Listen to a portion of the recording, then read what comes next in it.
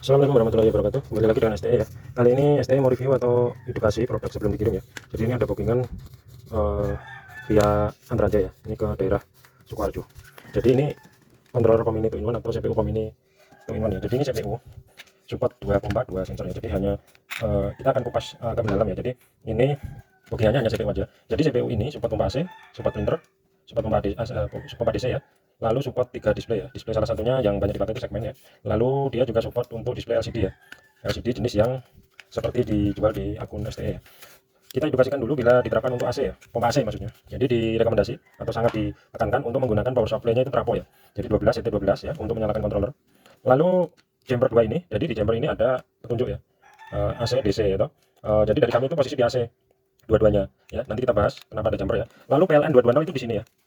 Bola-balik nggak apa-apa, tapi disarankan line itu line artinya yang nyetrum ya. Itu di sebelah kiri, ya, sini negatifnya netral. Lalu ini pompa 1 ya, pompa 1 pompa 2. Jadi ini untuk line pompa 1, ini netralnya pompa 1, ini line pompa 2, ini netralnya pompa 2 ya. Ini relay 2 itu sebagai saklar pompa 1 dan ini untuk pompa 2. Ini sensornya ya, sensor 2. Ini sensor 1, ini switch nozzle 1, ini switch nozzle 2 ya. Ini ada, kenapa ada RTC ya atau jam ya kalau orang awam? Karena ini support print ya, support printer.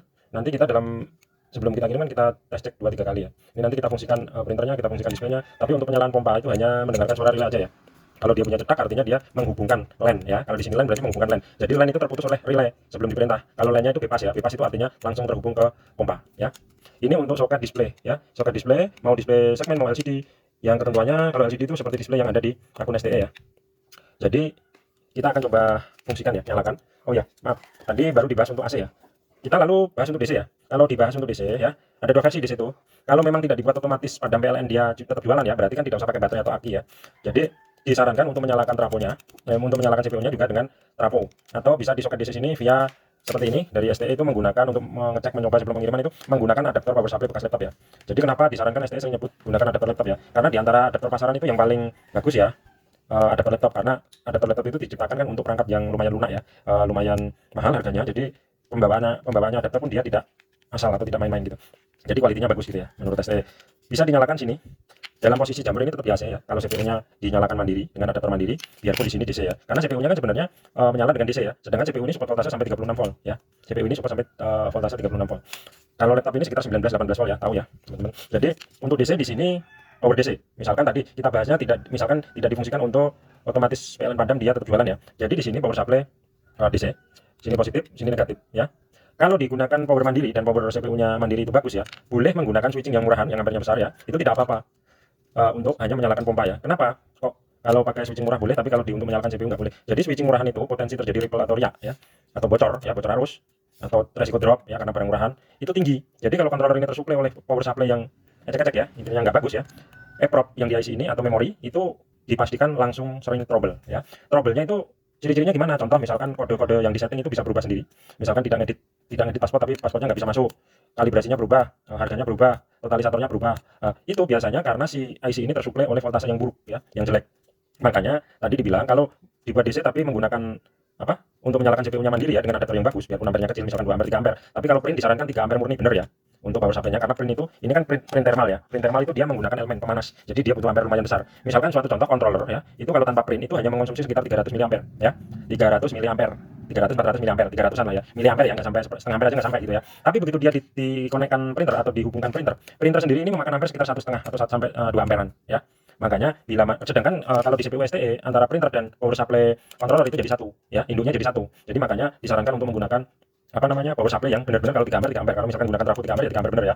Jadi kalau misalkan menggunakan trafo 2 ampere nih, apa resikonya kalau pakai print? Gagal ya. Dan itu juga mempengaruhi si EPROM karena gagal voltase namanya ya. Karena drop gitu ya. Jadi mau ngeprint itu cuma bunyi cetek gitu, terus dia nggak ngeprint tapi balik lagi gitu karena itu kekurangan daya atau ampernya kurang besar gitu ya.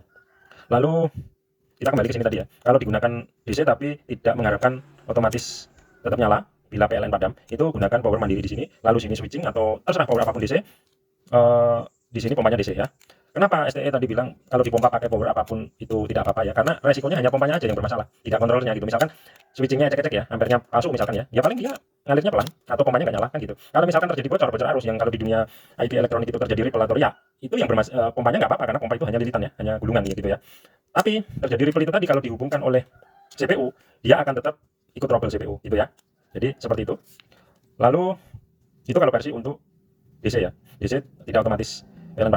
Lalu kalau untuk DC, pompa DC tapi mau diterapkan untuk full otomatis PLN nyala tetap dia PLN padam tetap dia bisa jualan ya. Berarti itu full dipasang baterai ya. Di sini aki misalkan ya 12 volt. Disarankan untuk menggunakan aki yang benar-benar berkualitas ya.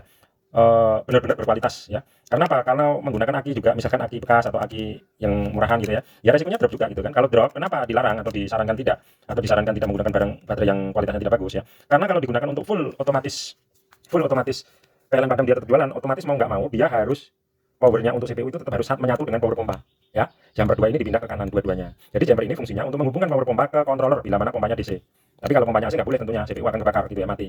Lah, kita kembali kalau digunakan full otomatis PLN padam tetap dia jualan ya. Di sini harus baterai. Positifnya sebelah kiri, negatifnya sebelah kanan. Sini pompa DC. Positif 1, negatif 2. 1 juga ya untuk pompanya. Sini pompa 2, positifnya, sini negatifnya.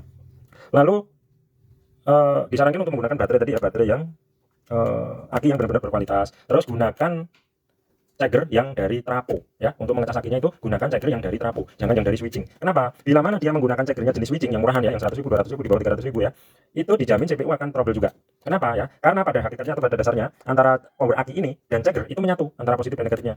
Bila mana cegernya itu terjadi riak atau ripple atau bocor ya, otomatis juga masuk ke controller gitu ya. Jadi disarankan, jadi di akun STE itu juga jual ceger ya yang dari trapo supaya untuk meminimalisir terjadinya trouble di CPU. Jadi STE udah lama tidak jual jenis switching ya, switching apa namanya, jaring atau adaptor jaring, jenis jaring, karena memang 2 tahun terakhir itu switching itu semakin parah ya untuk kualitasnya ampere, untuk tingkat ripple dan kebocorannya itu sangat tinggi. Jadi STE akhirnya produksi semua adaptor yang untuk pom ini itu dari trapo ya, kembali ke masa lalu sepertinya gitu ya. STE juga jualnya tidak mahal kalau misalkan ceger aki itu saya jual sekitar 400.000 ya, itu udah produk bukan trapo ya. Jadi ceger yang bisa untuk adaptor dan bisa untuk ceger dari trapo ya. Dayanya sekitar 10 ampere untuk 12 volt gitu aja ya. Ada di akun STE yang jual controller ini juga. Lalu kalau Anda tetap menggunakan switching untuk ceger ya jangan salahkan kalau CPU ini trouble, tombol ngetik sendiri ya, tombol ngetik sendiri, kode-kode setting berubah, mudah error ya, itu jangan salahkan produknya, tapi Anda yang harus paham, dari kami sudah kami tekankan ya. Jadi tidak diperkenankan atau tidak diperbolehkan menggunakan switching ya, pokoknya switching yang sejuta watt yang murahan gitu ya, itu jangan. Kecuali tadi kalau versi tidak otomatis ya, tidak otomatis PLN padam dia mati, misalkan mati juga, itu nggak apa-apa, di pompanya sini pakai switching murahan, switching yang harga kurang dari 100.000 itu nggak apa-apa ya, tergantung pompa Anda juga. Tapi jangan switching itu untuk menyuplai si controller kalau tidak ingin controller trouble atau error ya. Jadi seperti itu, sepertinya kita akan coba ya. Kita akan coba, ini bookingannya hanya CPU ini aja ya. CPU aja tanpa display, tanpa printer, tapi tetap kita fungsikan apa yang harus dia jalankan gitu ya. Jadi seperti ini, printer pun tinggal colok ya, menggunakan 3 kabel, datanya 1, negatif dan positif ya. Kalau produk STE itu memang simpel, tapi bisa dibilang simpel tapi maksimal gitu ya. Lalu STE akan menyalakan dengan ini ya, apa namanya, adaptor laptop ya. Jadi ini secara kode setting itu sama ya. Secara kode setting itu standar untuk CPU kebanyakan, menu settingnya ya. Cuma yang ada perbedaan ini kan support 2 nozzle ya. Contoh ini standby di 2 nih, karena pertama saya pindah ke 1, pas posisi standby kita tekan 1 terus off, dia pindah ke nozzle 1 pertalite ya. Kita akan coba transaksi ya. Off. Ini pertalite ya. Ini sistem full tank. STE mengesotkan antara negatif dan data. Ini membuat frekuensi gelombang 01 ya, atau positif disotkan negatif itu akan dibaca oleh controller ya. Setelah belum selesai tapi kita sudahan dengan ngeprint, kita tekan sini dulu, lalu tekan M ya. Ini di nozzle 1 pertalite ya. Lalu kita ingin jualan kedua, tekan O. Lalu kita coba program berdasarkan uang ya, Rp2.000. Kita ngesot-ngesotinnya harus disensor sih pertamax juga di 2 ya. Saya ngesot-ngesotin sini nggak mau ya, karena yang diperintah emang 2 gitu. Ini kalau kita sudah sampai 2.000 dia padam. Nah, ada bunyi cetak, delay padam ya. Lalu kalau sudah selesai begini pengen ngeprint, tekan M, langsung ngeprint dia ya. Jadi seperti ini hasil printannya ya. Ini untuk nama SPBU, nama alamat ini bisa diedit ya. Nanti kita kasih tahu kodenya. Ini stok nomor 1, nozzle 1 pertalite. Ini nomor 2, stok nomor 2, nozzle 2 namanya pertamax gitu ya. Ini misalkan 1, 2, 3 itu cek total liter ya. Customer biasa aja ya display ya. Terus 456 sisa stok. 1001 oh edit stok, isi stok misalkan saya isi 10.000 nih ya. Oh. Lalu 1013 kalibrasi atau setting pulser ya. Lalu 1014 delay pompa on. Jadi kalau 2 ini artinya detik. Ini kalau Anda misalkan yang jaga pom ini itu orang yang lambat, disetting di 5 supaya pompa tidak langsung nyala. Ini kan delay pompa on ya. Artinya berapa lama Anda setelah tekan OK itu pompa ingin nyala. Ini 2 artinya 2 detik ya. 1015 rubah harga ya. Untuk merubah harga karena ini 2 nozzle itu harus pindah ke tiap nozzle-nya ya. Ke tiap nozzle-nya gitu ya. Lalu 1016 delay pompa off. Delay pompa off 25 itu artinya berapa lama Anda ingin pompa mati bila mana kita jualan pakai nozzle ya, kita buka terus kita matikan, kita ngobrol ya. Itu kalau selama 25 detik Anda tidak buka lagi nozzle, otomatis pompa padam ya. Seperti itu pola kerjanya 1016 untuk delay pompa off gitu ya. Lalu kita masuk ke 1017 ya, 1017. Oh, edit tombol P1 dan P2. Jadi ini kan misalkan dari standar program itu kan 5.000 ya toh. Ini kan 10.000 ya toh. Kalau Anda ingin mengubah harga di sini dan di sini itu harus tekan 1017 ya. 1017 misalkan ini P1 tadi kan 5.000, kita pengen ubah 10.000 ya harus kita tekan 10.000 dulu lalu tekan P1 tahan. Itu jadi di P1 menjadi perintah sekali tekan itu 10.000, dua kali 20.000 gitu ya. Tapi ini misalkan kan di Pertamax ya. Kalau Anda pengen mengedit yang di Pertalite ya harus masuk ke menu Pertalite dulu gitu ya. Jadi tidak satu editan tidak untuk semuanya gitu ya. Lalu 1018. Ini edit nama ya. Kalau edit nama ini misalkan tidak saya praktekkan ya, tapi di keypad ini tertera huruf-huruf yang pas ya untuk tombol-tombolnya, huruf kecil, huruf besar, simbol gitu ya. Untuk pindah ke sebelah itu dengan lompat itu tekan 0 spasi ini ya. Spasi tekan 0 itu dia loncat, misalkan saya tulis ini di depan STE gitu ya. Lalu ingin spasi gitu kan. Itu tekan 0 gitu ya. Dia spasi lalu nyari huruf lagi gitu ya. Untuk menyimpan tekan OK, menyimpan ya. Lalu kalau selesai menyimpan pengen pindah lagi tekan M.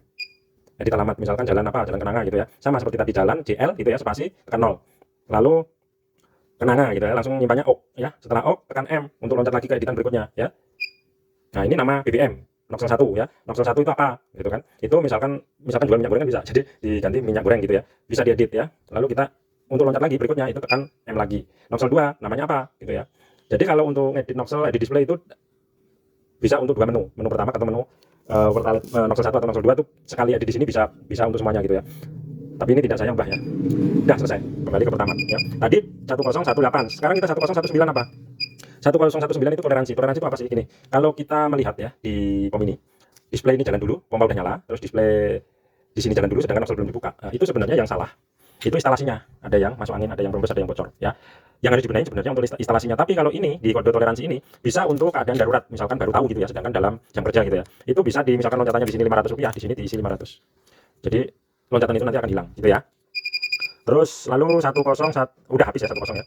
Lalu menu yang tidak ada di CPU umum itu ini 2002 ya. Ini contoh untuk tekan 1 display segmen, 2 tekan 2 untuk LCD, 3 untuk LCD. Jadi LCD-nya support untuk 2 LCD ya. LCD-nya seperti yang dijual di tempat STE. Ini kita tekan apapun nggak mau kalau kita nggak tekan yang apa diinginkan ini. Misalkan saya tekan pakai segmen ini, saya tetap tekan 1 ya, tahan gitu ya. Lalu 2003 ini nggak ada juga di kebanyakan POM ini. Ini kan 2 nozzle ya. 2 nozzle, yang satu itu tidak bisa dimatikan, nozzle 1. Tapi kalau nozzle 2 bisa dimatikan. Ini kan maksudnya kan 2 sama dengan 1 berarti hidup, berfungsi untuk 2 nozzle-nya. Tapi kalau saya tekan 0 ya, 1 sama dengan 0, 1 sama dengan 0, 0 itu artinya off ya. Kalau saya tekan 0 ya, tahan. Ini biarpun ini masih Pertamax ya, tapi ini sebenarnya udah tidak bisa Pertamax-nya. Kita tekan 1 dulu contoh.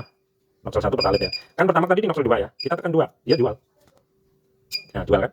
Jadi hilang si menu nozzle 2 itu bisa dimatikan secara program. Tapi yang satu tidak tentunya gitu ya. Kita masuk lagi ke 2003. Nah, ini kan 2 sama dengan 0 ya. Kalau saya tekan 1, tahan, itu dia akan on kembali atau aktif kembali nozzle 2. Nah, contoh ya. Ini kan di nozzle 1 nih. Off ya, Pertalite ya, nozzle 1. Lalu saya tekan 2, off. Dia ke Pertamax ya, aktif kembali gitu ya. Jadi seperti itu edukasi atau review produk sebelum dikirim dari STE ya. Terima kasih. Assalamualaikum warahmatullahi wabarakatuh.